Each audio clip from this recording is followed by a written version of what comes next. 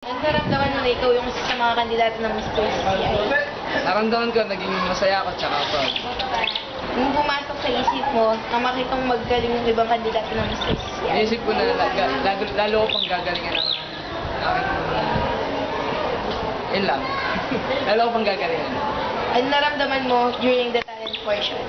Siyempre, kinabahan. Pero naging masaya. Kinabahan ka ba ng question and answer portion? Oo. Paano? Naisip ko na baka hindi ako makasagot. Paano mo pinaghandaan ang pagsali sa Mr. CCI? Mahirap. Maraming pinagdaanan. Maraming practice.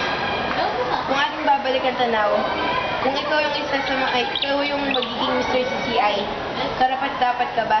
Oo naman. Oo naman. Bakit? Kasi hindi lang naman looks ang hinahanap ng Mr. CCI. Kasi ang talent tapos maraming kinakailangan para makuha. Thank you po.